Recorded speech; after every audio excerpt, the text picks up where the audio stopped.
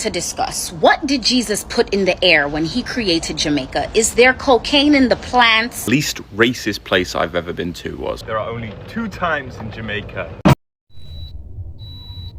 Greetings everyone, here is a question that might make you stop for a second.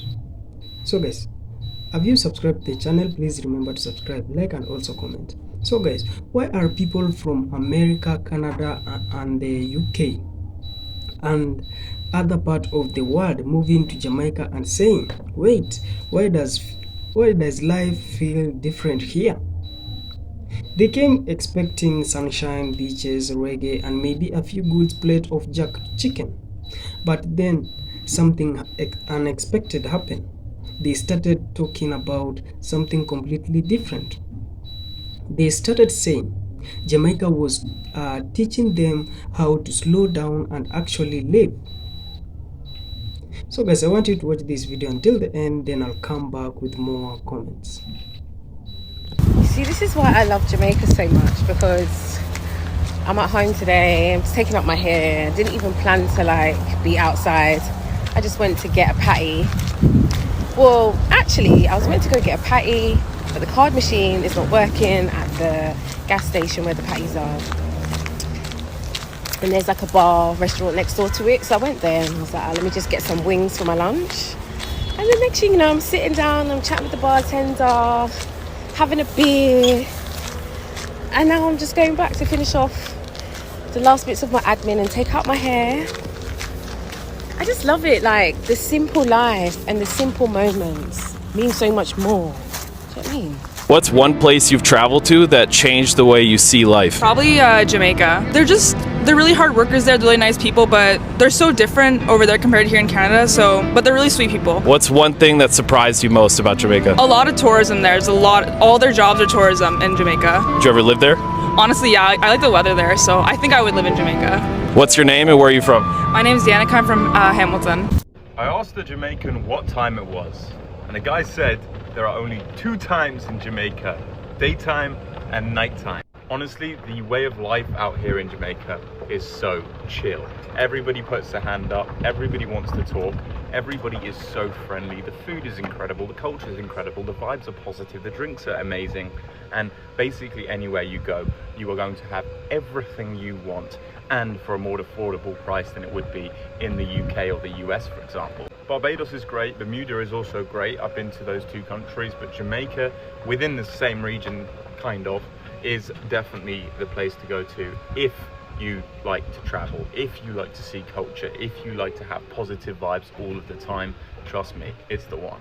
It reminds me of Dolce Vita in Italy, where lifestyle is laid back. People have a 2-hour lunch, they do what they need to do, they conserve their energy, and then when they do something, they go all at it. Jamaican people, I love you guys, and I absolutely love the way you guys live your lives and just the concept around life and one love. One thing I love about Jamaica that we do not have in the US, or at least not in New York, is everybody says hi to each other. Good evening, good morning, how are you? And it's so nice. And in New York, you just walk right past everybody. If you say hi to somebody, you're the weird one, and everybody just has their angry face on all the time. But here, if you don't say hi to someone, then you're the rude one. It's nice, I like it a lot. One of the things I absolutely love about living in Jamaica, you can pull up on the roadside and ask the guy for a flat of eggs and tell him, I don't have any cash on me right now, but I can bring you the money on Monday. And they give you the flat of egg. So on Monday, I will link him and pay him the money. I do the same thing with my vegetable and fruits lady, Olga. I'll roll up some days and go, Olga, I don't have no money on me right now. Next week I can pay you. Beg you so and so and so and so. And she gives me. I don't think there are that many places in the world you can do that. I love my little Jamaica. We ain't perfect, but there's certain things about us that you're not gonna find nowhere else. So yeah, I have my eggs for breakfast in the morning, although I had no money on me. we need to discuss. What did Jesus put in the air when he created Jamaica? Is there cocaine in the plants? When I saw women coming here to pay men to touch them, then going back to America and charging men to touch them. Jamaica is the only place in the world women are paying men to rub on them. Americans leave America just to feel good breathing the air in Jamaica. It's like the stress lifts up off your shoulders and you are happy, you are free, and everyone feels good. I could be poor in Jamaica and be happy, and the people in Jamaica, they're happier than the rich people that I see in Miami, and they be poor. They be on the side of the road not eating all day and happy. You can't do that in America. You don't understand the beauty in being able to make a joke out of serious situations because nobody else does that.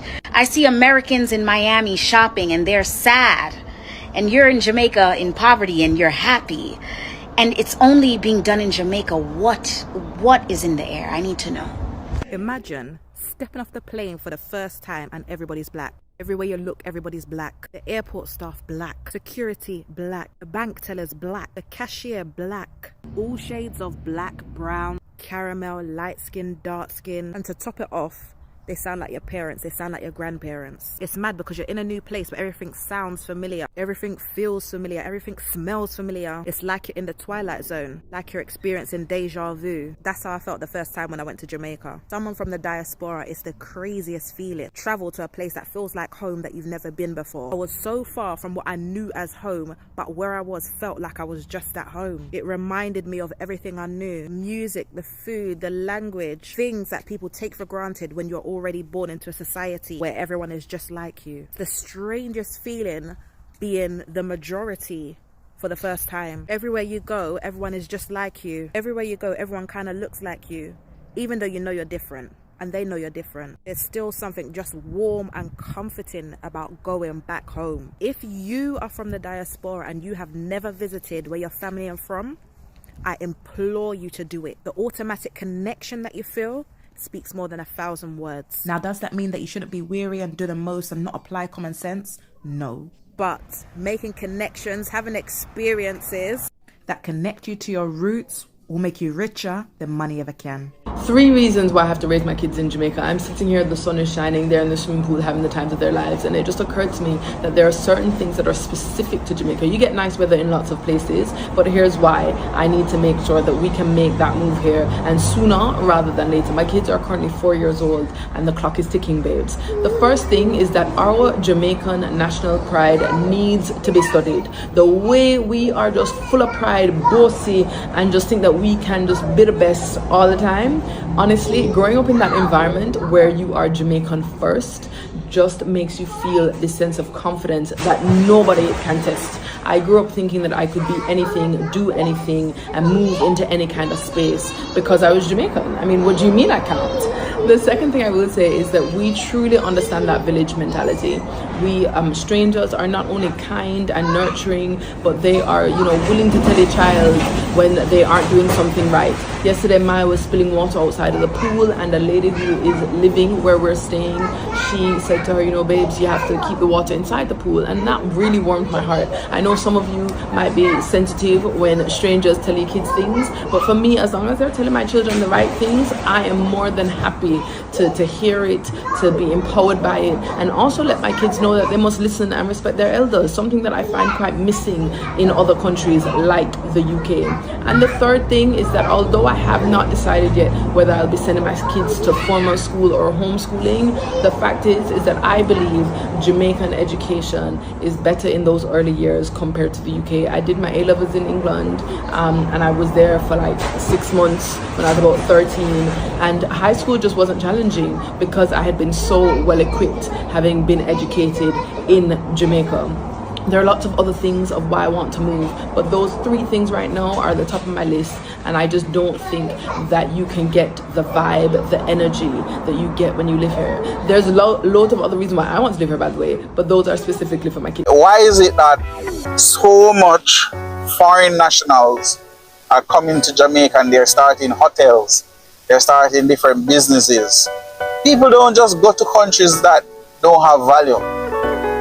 There's no way a billionaire or a millionaire in the US will take up themselves and say, boy, not now go on for Jamaica, I'm going to start a business down there. So the fact that they might come here and start businesses means that something is happening here that is good. It means that there are opportunities here. So as Jamaicans, we need to capitalize on those opportunities and own it.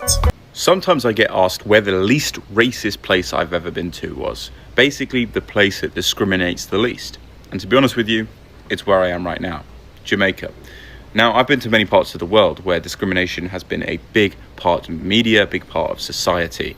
And a lot of people have overcome that period in time. For example, in South Africa, where people are more united than they have ever been.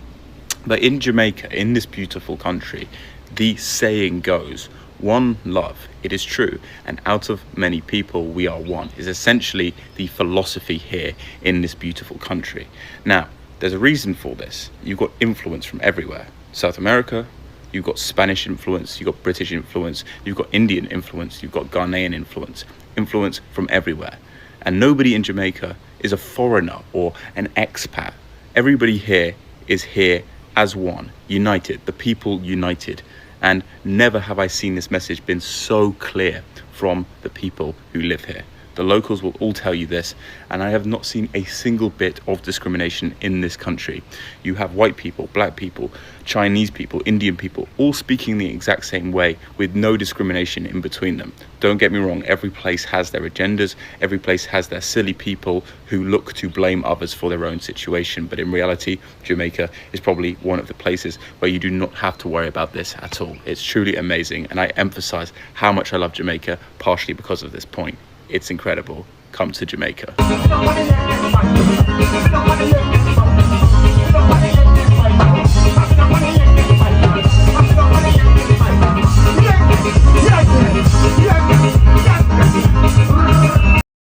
Hello guys, welcome back.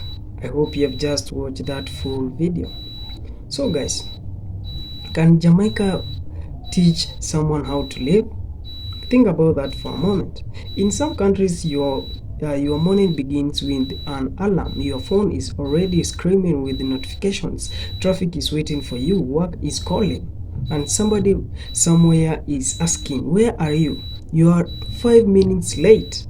Then you arrive in Jamaica and suddenly the question becomes, why are you rushing? And that simple question can change everything. Some foreigners say they discovered that life doesn't always have to be about racing against the clock. A conversation with a neighbor can become more important than the schedule. A simple walk can feel more valuable than another expensive activity. Sitting outside, gardening, enjoying nature, or simply talking with people can suddenly feel like something you forgot existed. But here is where the story gets even more interesting. It is not just the slower pace, it's the people. In Jamaica, a stranger might greet you, a neighbor might check on you, someone might simply say morning, even though you have never met before. And you might think, hold on, who is this person? But that is exactly the point. There is a sense that people are still connected to one another. The famous idea of one love isn't just something you hear in a song. For many people, it's a philosophy, a reminder that we are supposed to look out for one another. Then there is what some describe as the village mentality. Your child isn't only your responsibility. The community feels connected. Elders deserve respect. Neighbor knows what's happening.